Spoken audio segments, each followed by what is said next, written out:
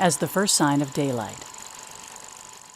As the first sign of daylight peeked through her bedroom window, it revealed a plump woman sprawled out on her stomach in a deep sleep. The room was filled with the sound of her snoring, ranging from a whistling kettle to sawing logs. The sunlight slowly moved across her already rosy cheeks, and the faint scent of lavender filled the air. Her eyes fluttered in the shadow of her grayish-blonde hair, which was in curlers wrapped by a pink scarf. Nitsa's low, guttural groan echoed throughout the room as she rolled onto her back, holding her gurgling belly. "Shit," she muttered, wiping drool from her mouth with the back of her hand. "Uh-oh." Grumbling, she scrunched her face and twisted her body back and forth, trying to find relief from her gas. "What did I eat?" she groaned, still rubbing her belly. Suddenly, a slow hiss escalated into a violent explosion. "Uh-oh, here we go again." Nitsa let out a long sigh as she relaxed in the middle of her queen-sized bed. "Well, that was exhausting," she muttered to herself, sniffing the air. "Ah, now I remember. Cabbage soup." As she closed her eyes, listening to the flipping of her radio alarm clock, suddenly jerked her head to the side and her eyes flew open. "Glasses! Where's my glasses?" Panicking and squinting to see the time, Nitsa felt around the bed, causing the book she'd been reading the night before to tumble to the floor. "Wait!"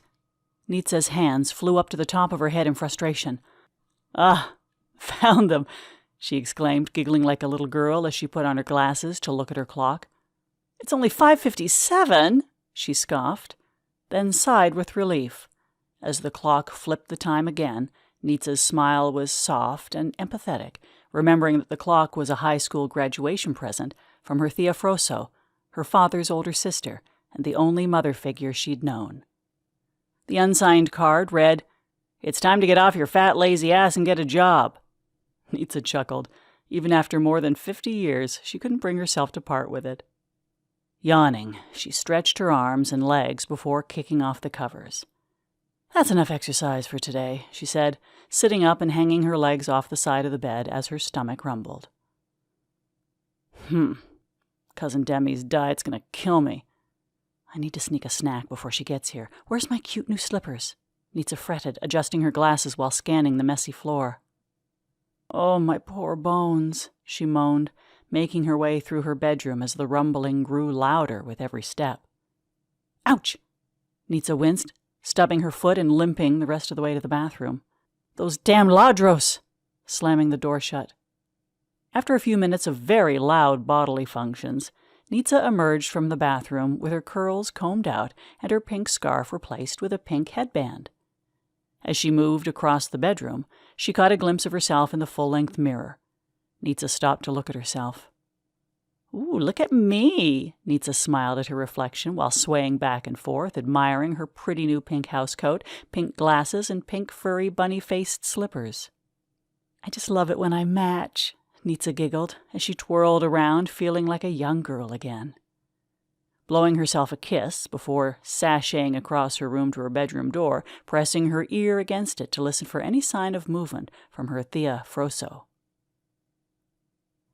I don't hear her," Nitsa whispered to herself. She slowly opened her squeaky bedroom door just a crack and peeked outside. It's way too quiet. She must still be asleep. Nitsa slowly squeezed her way through the narrow hallway, cluttered with bins stacked to the ceiling, black garbage bags and boxes wrapped in twine. "Who still uses twine?" Nitsa whispered, moving carefully not to knock into anything. "Poor Demi," Nitsa sighed. "There's no end to her mother's hoarding." As she continued to make her way through the maze of clutter, she spotted a vacuum cleaner. "No carpets," Nitsa chuckled, when she saw an air fryer. "I'm going to tell Demi to make us some chicken wings." Grabbing it, she continued on, following the scent of something woody and spicy. Cinnamon," Nitsa whispered, still sniffing as she moved closer.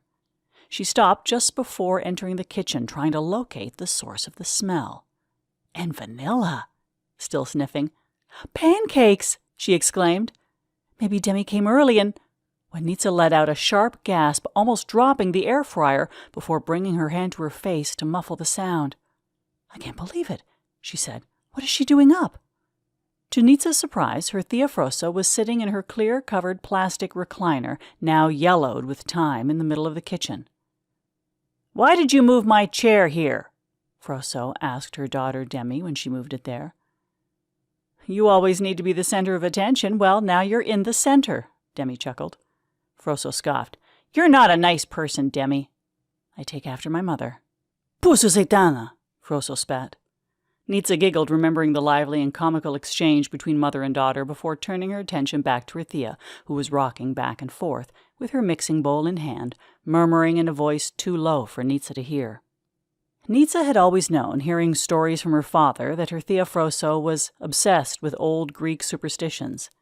She fancied herself a reincarnation of some ancient sorceress, which always made a good laugh at family gatherings.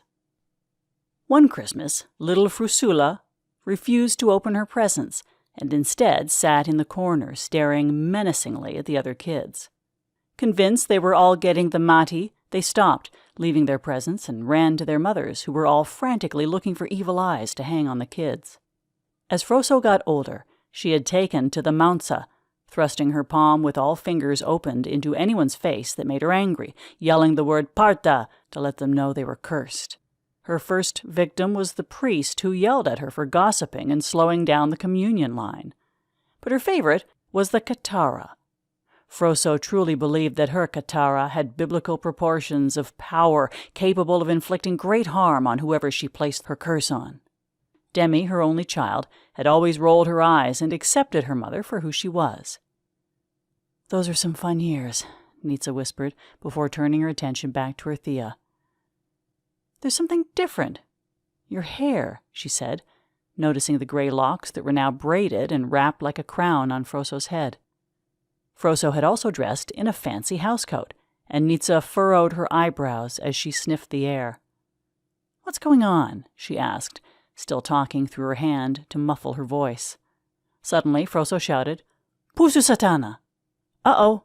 Who's on the Katara list this early in the morning?" Nitsa wondered as she carefully watched Froso, trying to decide when it was the best time to move. Still carrying the air fryer, she quietly and skillfully began her sidestep behind Froso's recliner. "Pusu Satana!"